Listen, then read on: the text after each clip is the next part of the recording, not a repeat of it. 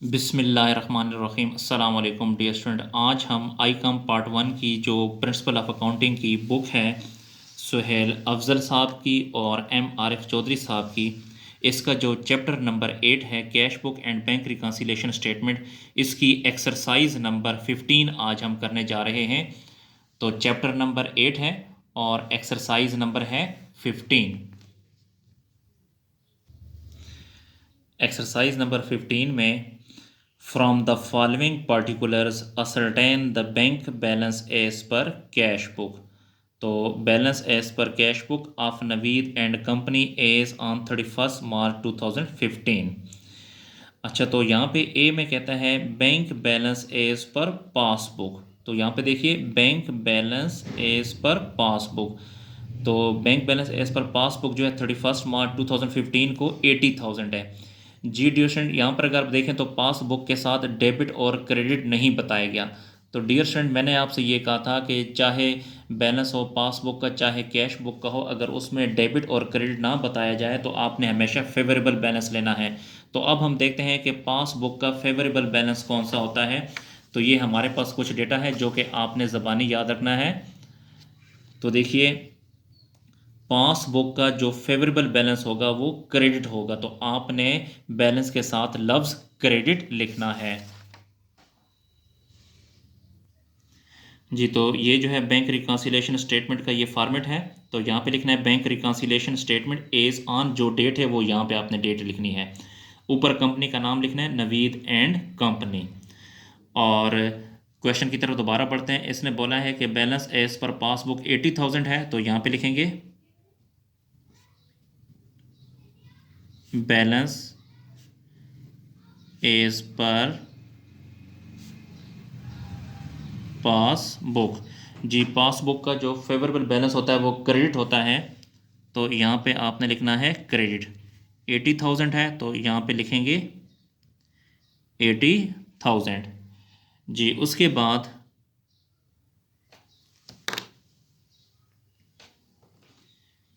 यहाँ पे अगर क्रेडिट पहले लिखा गया है तो 8 के ऊपर लिखेंगे क्रेडिट और उसके बाद यहाँ पे लिखेंगे डेबिट। जो यहाँ पे पहले होगा, अगर यहाँ पे क्रेडिट है तो पहले क्रेडिट डेबिट, फिर अगर यहाँ पे डेबिट होता तो पहले मैं डेबिट लिखता फिर मैं क्रेडिट लिखता, लेकिन अब इसमें पहले क्रेडिट आ गया है इसलिए पहले क्रेडिट लिखेंगे उसके बाद डेबिट लिखेंगे। तो एक्सरसाइज की तरफ बढ़ते हैं।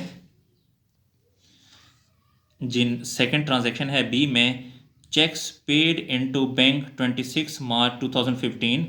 चेक्स हमने पेड किए हैं but not collected prior to 31 March 2015 amounting to rupees 20,000। तो देखिए cheque paid into bank, cheque हमने पेड किए बट नॉट कोलेक्टेड, लेकिन बैंक ने कोलेक्ट नहीं किए। तो हमारे पास जो ये डेटा है, इस डेटा में अगर आप देखें तो देखिए जब हमने चेक पेड किए हैं तो हमने कैश बुक में डेबिट कर दिए हैं, बट नॉट कोलेक्टेड यानी बैंक ने कोलेक्ट नहीं किए, तो बैंक ने क्रेडिट नहीं किए तो हम इसको क्रेडिट कर देंगे। जी, तो देखें ये क्रेडिट है, यहाँ पे बी ट्रांजैक्शन में है cheque paid into bank but not collected, या आप लिख सकते हैं अनक्रेडिट चेक भी लिख सकते हैं, या ये भी लिख सकते हैं कि cheque paid into bank but not collected, या अनकोलेक्टेड चेक भी लिख सकते हैं। तो जो आपकी मर्जी, अनकोलेक्टेड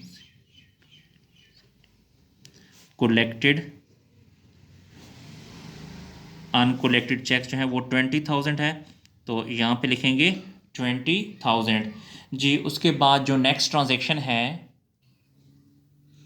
सी में, interest on deposited 2,000 was credited in the passbook. देखें पासबुक में क्रेडिट हो गया है but not recorded in the cash book, लेकिन कैश बुक में रिकॉर्ड नहीं हो गया।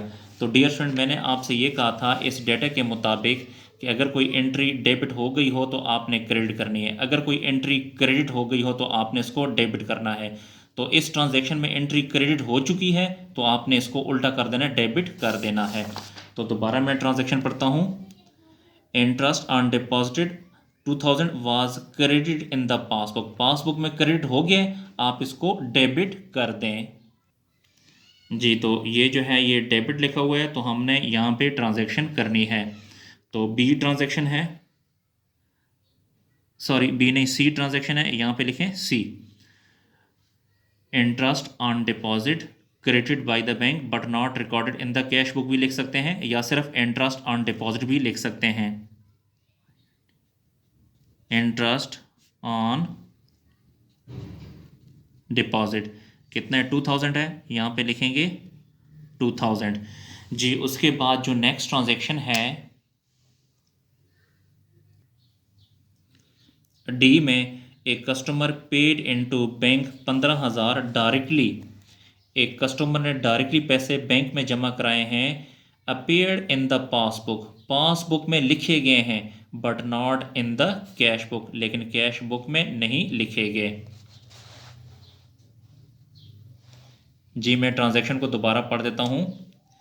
एक कस्टमर है, पेड इनटू बैंक 15,000 डायरेक्टली, उसने डायरेक्टली पैसे बैंक में जमा कराए हैं।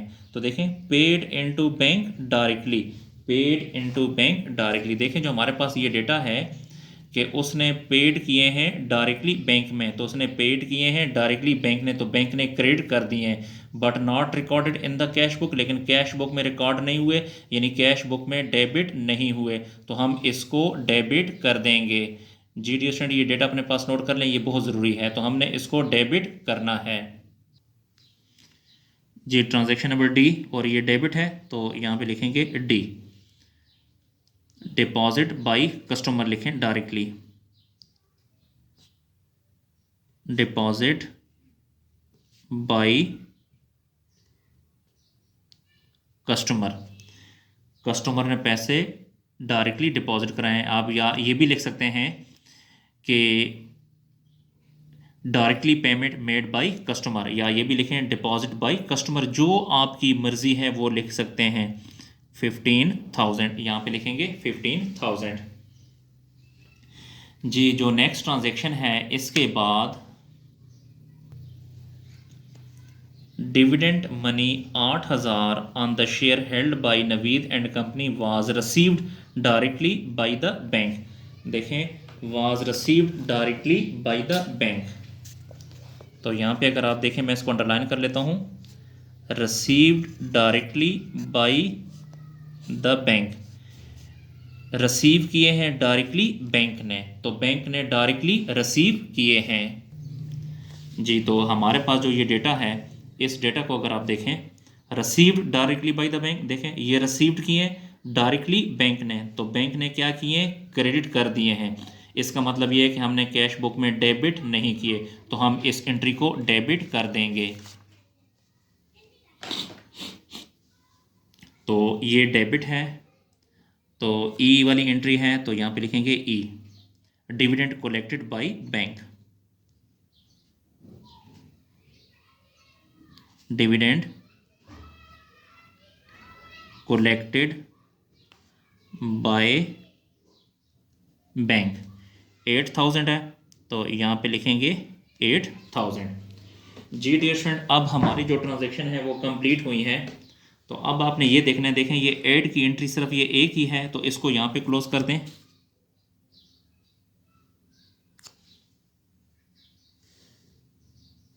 इसके अलावा ये जो लेस की एंट्री है ये यहाँ पे ख़त्म हो रही है, तो इसको यहाँ पे क्लोज कर दें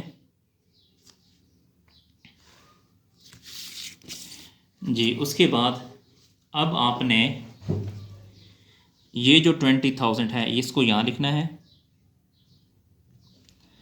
और ये जो 2,000 जमा 15,000 जमा 8,000, इन तीनों को प्लस करके आपने यहाँ लिखना है। तो 2,000 जमा 15,000 17,000 होता है, 17 जमा 8,000 25,000 होता है, तो यहाँ पे लिखेंगे 25,000 जी। उसके बाद यहाँ पे अगर आप देखें तो यहाँ पे ऐड लिखा हुआ है, यानी जमा करना है, तो इन दोनों को ऐड करेंगे, तो 80,000 जमा 20,000 1 लाख आ जाएगा। यहाँ पे अगर आप देखें लेस लिखा हुआ है, तो 1 लाख में से 25,000 को लेस करेंगे, माइनस करेंगे, तो ये आ जाएगा 75,000, ये इसका आंसर है। यहाँ पे अगर पासबुक लिखा हुआ है तो यहाँ पे आपने आंसर में लिखना है कैश बुक, क्योंकि जो यहाँ पे लिखा होगा उसका उलट आपने यहाँ पे लिखना है, तो यहाँ पे लिखेंगे बैलेंस एज पर, यहाँ पे पासबुक है तो यहाँ लिखें कैश बुक, कैश बुक जी डियर स्टूडेंट, हमारा जो क्वेश्चन है वो इख्तिताम पजीर हुआ, ख़त्म हुआ। डियर स्टूडेंट, अगर आपको कोई ट्रांजैक्शन समझ नहीं आ रही तो आप कमेंट सेक्शन में जाकर मुझसे पूछ सकते हैं, और कोशिश करें कि इन वीडियोस को अपने क्लास फेलो के साथ भी शेयर करें, अपने दोस्तों के साथ भी शेयर करें, ताकि वो भी इससे फ़ायदा उठा सकें। जी शुक्रिया, अल्लाह हाफिज़।